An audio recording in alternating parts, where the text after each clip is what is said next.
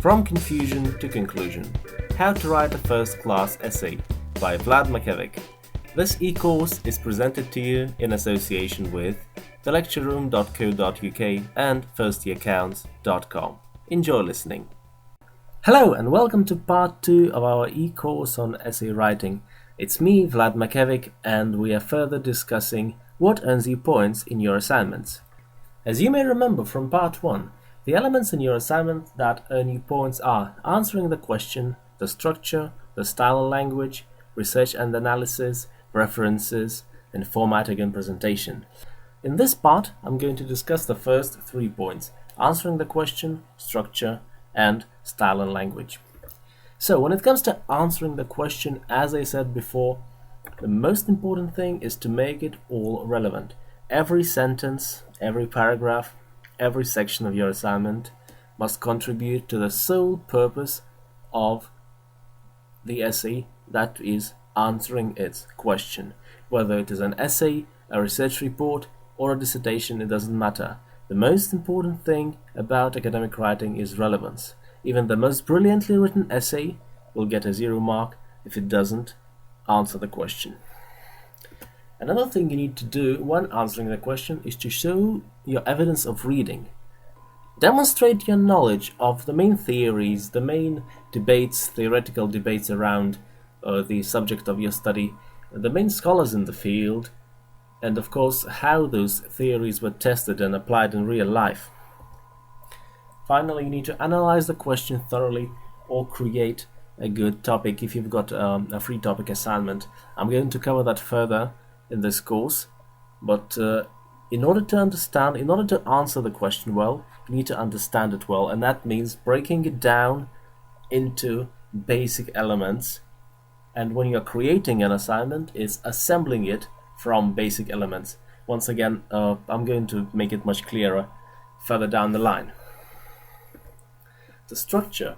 Roughly speaking, the structure of an academic assignment looks like this. You've got the introduction, the main body, and the conclusion. The introduction and the conclusion amount to about 10-15% of the word count each. The main body is 70-80%. The structure of an academic assignment could also be expressed like this. First, you say what you're going to say, then you say it, and then say what you've just said. Let me translate that into plain English for you. Say what you're going to say means guiding your reader. Tell your reader from the very beginning what your research is all about, what the assignment is all about, what the document that they're reading is all about. Tell them the topic, outline the main arguments, and summarize the main body in the introduction. In order to do that, it is advisable to write the introduction at the end, after you've done everything else. It may sound a bit controversial to you, why should I write the introduction at the end when it actually goes in the beginning of the essay, but I'm going to explain that later in this course. Then say it.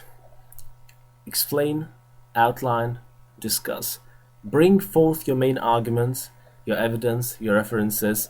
Your main body is the most heavily referenced section of your assignment. And then in the conclusion you say what you've just said. In other words, you repeat your main ideas. You summarize each paragraph or each section of your main body into a sentence and make it sort of a synthesis of your entire thesis, of your entire paper, essay, research report, or dissertation. Now, roughly speaking, all academic writing can be divided into set topic versus free topic assignments. Set topic assignments are normally undergraduate essays, first, second year essays, when you have the topic, you know what it is, all you need to do is break it down and answer it.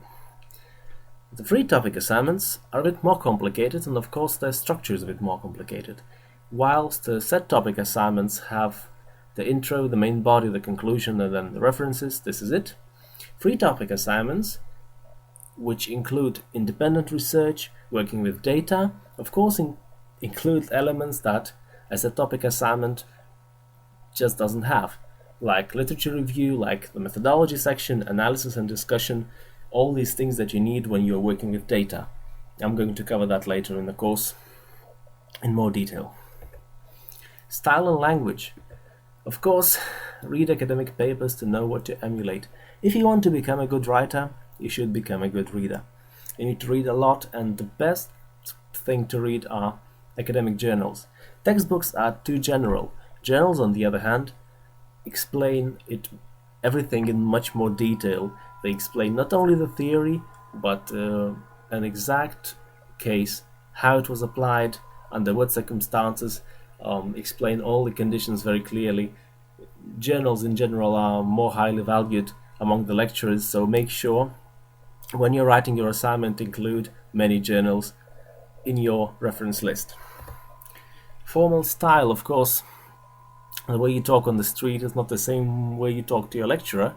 The same goes with writing. The way you write a text message is not the same way you write an academic essay.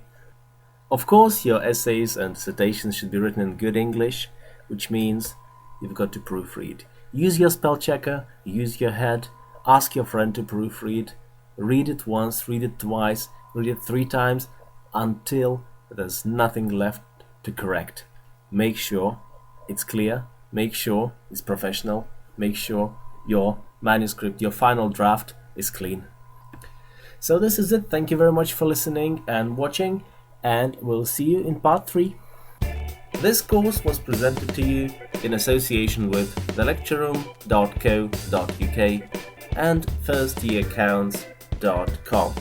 Please feel free to check out our websites. Also, feel free to like our Facebook pages, facebook.com/thelectureroom1 for the lecture room and facebook.com/first.year.counts for firstyearaccounts.com.